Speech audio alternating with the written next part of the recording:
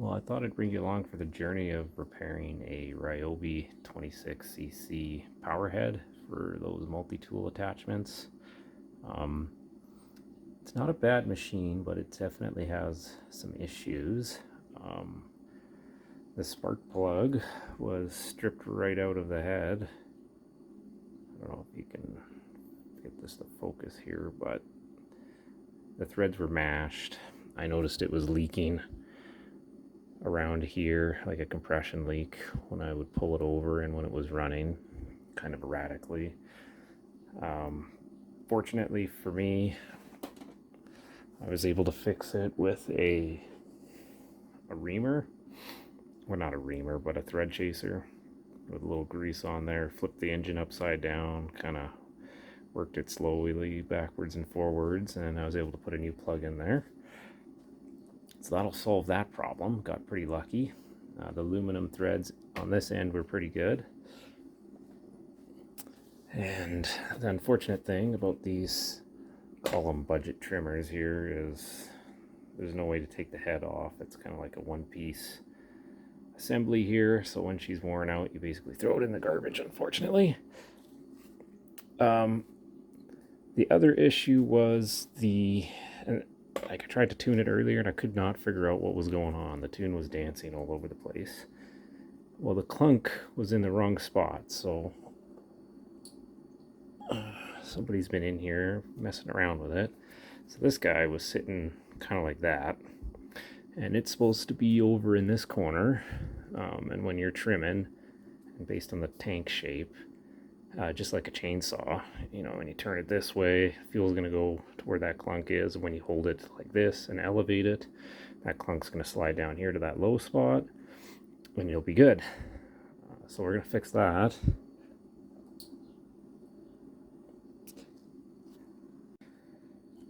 The other issue this was having was the engine wouldn't rev up at all, so I thought the muffler was blocked off with carbon. So I took the muffler off. It was pretty straightforward. So these two bolts here, I made a little bit of a slice just in the housing, so I didn't have to take this part off of the shroud to get this off. And I looked in there, and there was no carbon buildup, so it was pretty good. That wasn't what was contributing to it. What I did do is I removed the, it almost looked like that wire wool.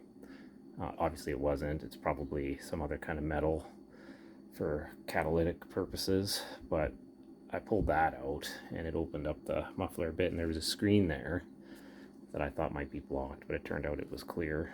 So what I found helps feed this fuel line into the tank is if you cut a slight bevel on the end, that'll help you feed it in through the tank. And I got this fuel line from a RC hobby shop in town there. Turns out some of the planes and some of the big RC cars run on engines that are similar to this one, and they carry this fuel line, and you can get like 2 meters for under $5.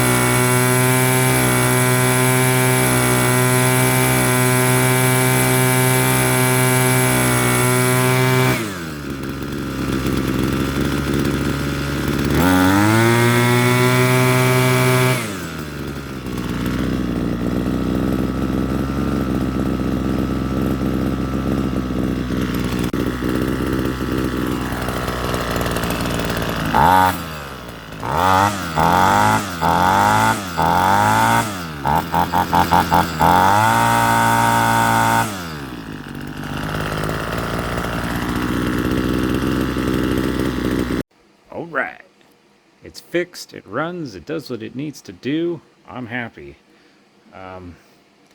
Didn't get too too bad with this used purchase gamble here. I really wanted it for all the attachments that were on here, and it's not even for me, it's actually for my dad to help him with some stuff around the house. So what was wrong with this thing was, this is the primary thing that was wrong. The fuel lines were not put back on the carburetor correctly by the previous owner. I think this might actually be a replacement carb that's on here.